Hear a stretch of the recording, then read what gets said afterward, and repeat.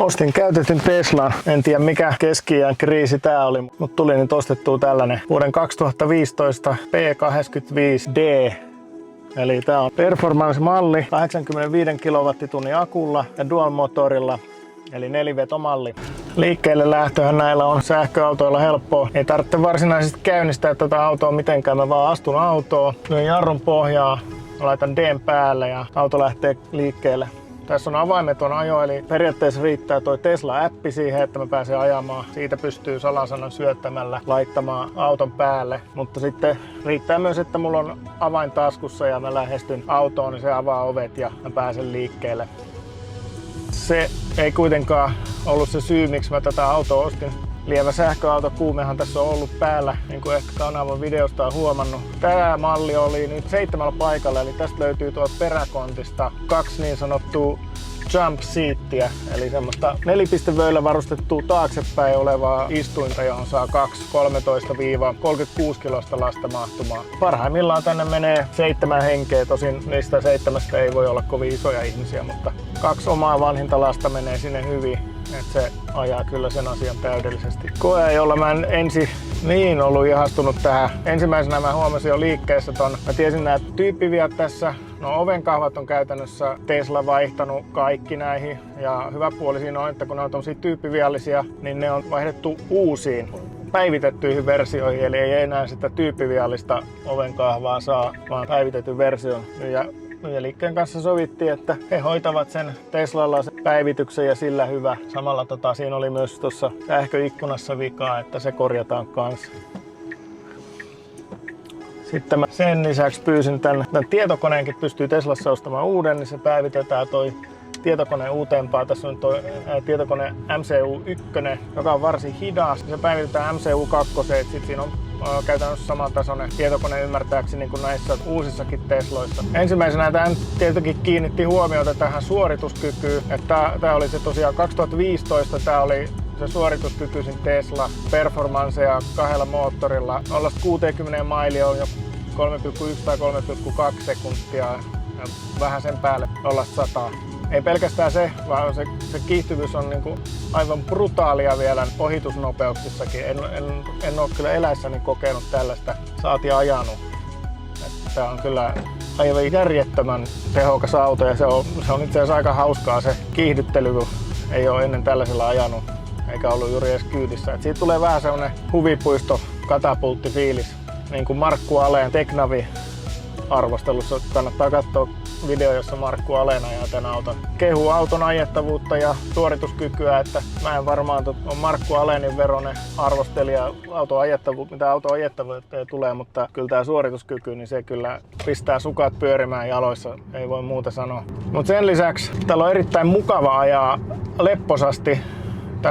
Tässä on autopilotti 1.0 ja sitten on adaptiivinen vakkari. Eli nyt kun mulla on vakkari tässä päällä ja kun mä tuun tonne risteykseen, niin se pysähtyy automaattisesti. Nyt se on nopeustusrajoitukset +2.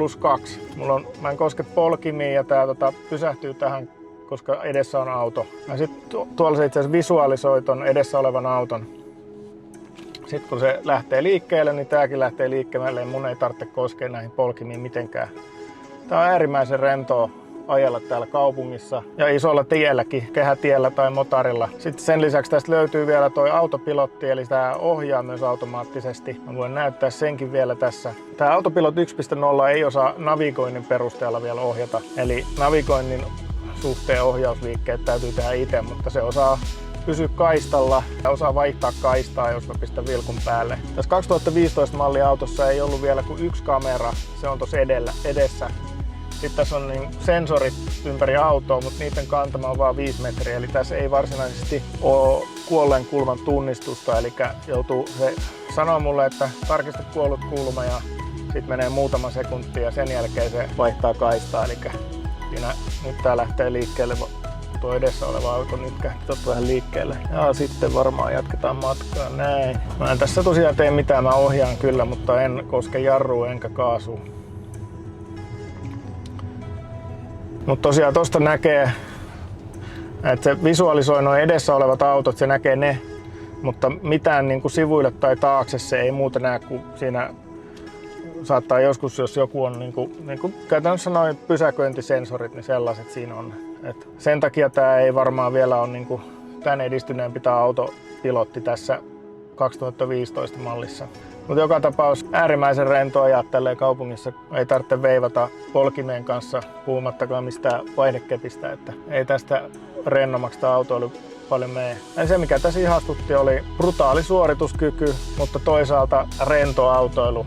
Eli lapsetkin tykkää siitä kiihtyvyydestä, se oli hyvinkin heitä huvittavaa, miten se kiihtyi. Sen lisäksi tässä mallissa on Premium Connectivity, eli tässä on 3G-liittymä, se päivittyy 4G-liittymään nyt sitten kun mä saan sen uuden tietokoneen. Tässä on Spotify, mulla ei ole Spotify-tilausta, mutta tähän sisältyy niin kuin Spotify-tilaus tähän autoon. Ja sitten siinä uudessa mallisessa tietokoneessa on sitten YouTube ja Netflix. Mä en tiedä sisältyykö niidenkin tilaukset siihen. Paljon kaikennäköisiä asetuksia löytyy tietenkin täältä autosta. Ilmajousitus, jonka korkeutta voi säätää. Kiihtyvyyden voi säätää chillin ja insane plussan välillä. Ohjauksessakin on 3 erilaista tilaa. Nyt tullaan motarin rampille, mutta valitettavasti tässä on hitaampia edessä, niin ei pääse testaamaan tätä kiihtyvyyttä, mutta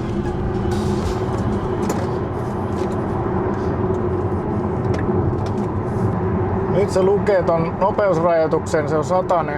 Valitettavasti toi ei ymmärrä vaihtaa tota vakkarin nopeutta, että kun mä laitan ton pois päältä ton vakkarin, niin sit se lukee ton ja nyt jos mä nyt napsautan sen päälle, niin se itse hakee sen. Kiva tässä Teslassa on se, että ton nopeusnäyttö näyttää oikean nopeuden ja se hakee ilmeisesti sen GPS-datasta ton nopeuden, että nyt voitais laittaa itse asiassa tää 2 napsautuksella toi automaattiohjaus päälle ja nyt se ohjaakin niin, että mulla ei ole kädet tässä ratilla.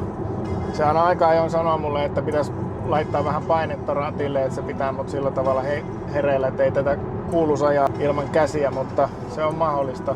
Ja varmasti lisää turvallisuutta, sanoko kukaan mitä sanoo, mutta tämä pysyy kaistalla eikä törmää kenenkään perään, niin kyllä mä oon aika vakuuttunut siihen, että jos kuskin lisäksi on vielä hereillä, niin tää on turvallinen, erittäin turvallinen auto ja kyllähän noi turvallisuusluokitukset sitä tukeekin. Ja sitten otetaan vielä, se piti vielä sanoa tästä, että mikä oli hauska bonus tässä mallissa, että tää on 2015, niin silloin Tesla vielä jakoi ilmaiset superchargerit. Kun mä menen tällä autolla Tesla omalle supercharger-laturille, niin mun ei tarvitse maksaa siitä mitään. Mä voin tehdä aika pitkiäkin reissuja nyt sitten. Tässä on Norjan autoreissu jo suunnitteilla, kun Norjassa on hyvä kattama niitä superchargereita. Ja itse asiassa tänä vuonna pitäisi tulla Ouluun, Rovaniemelle, Leville superchargereita, että Lapinkin reissu pitäisi pystyä täällä tekemään nyt sitten niin kuin aina ilmaiseksi. Eli ilman polttoainekuluja onhan tästä hieman jotain muitakin kuluja tästä autosta. Kuluista puheen ollen, mä laskeskelin Excelillä tämän auton omistamisen kuluja ja päädyin siihen, että tämän Teslan omistaminen on mulle about saman hintasta ja tällä ajelu, kun oli sillä mun Volkkari Cadimaxilla biokaasuversiolla. Tässä on kalliimpi vakuutus. Se on tuplasti kalliimpi melkein. Että siinä Volkkarissa mulla oli 700, tässä 1500, joka nyt on sitten tämmöiselle suorituskykyiselle isolle autolle se, minkä sai. Et mä kilpailutin niitä vakuutuksia ja 2 yhtiöstä nyt sain sen 1500 € vakuutuksen. Tässä on halvempaa sitten vero. Cadissa oli käyttövoimavero ja autovero yhteensä 450. Tässä verot on yhteensä semmonen 180. Mä laskin kaikki kustannukset, huoltokustannukset siinä Cadissa oli aika korkeat, koska siinä piti vuosittain tehdä se huolto ja sitten aina 60 000 kilometrin välein vaihteistoelity vaihtaa, joka oli se kallis. Tammikuussa meni 1100 € siihen Cadin huoltoon. Teslalla ei ole huolto-ohjelmaa. Tässä sähkömoottorit on hyvin vähän huoltoisia, kestää pitkään, mutta toki tässä on sitten osia, mitkä kuluu myöskin, että esimerkiksi tämä on raskas auto, niin toi etupyörien tuenta on semmoinen, mikä yleensä vaatii sitten jossain vaiheessa korjaamista tai osien vaihtamista, että sellaisia kuluja tässä on. Sen mun Excelin laskelman mukaan niin mä päädyin siihen, että tämä Caddy oli about sama hintaisia omistaa ja käyttää, kun ajaa noin 15 000 kilometriä vuodessa. Siihen laskelmaan mä en sisällyttänyt arvonalenemaa, joka voi olla tässä korkeampi kuin siinä Caddyssä, joka on tietenkin iso erä autoilussa, mutta tää on itse asiassa vanhempi auto kuin se Caddy, että tää on 2016.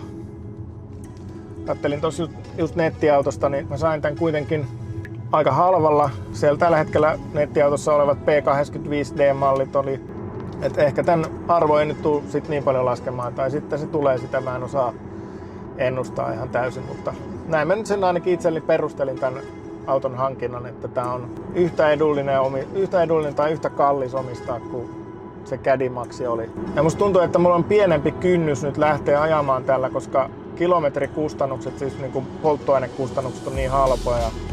Mä maksan sähköstä 12 senttiä kilowattitunnilta, sisältää siirtomaksun. Se siirtomaksu on siitä 2/3 siitä sähkölaskun hinnasta.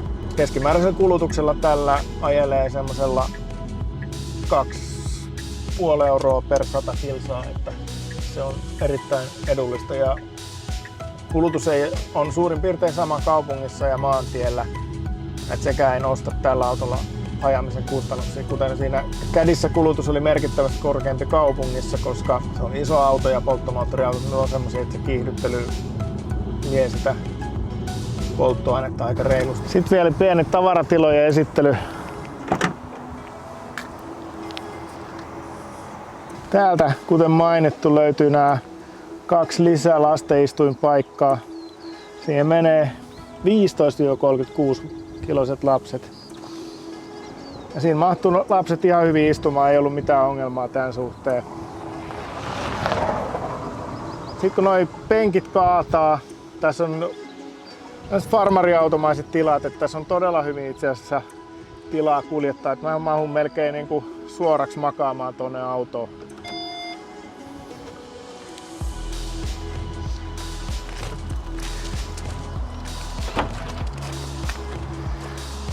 Lisää tavaratilaa löytyy täältä edestä.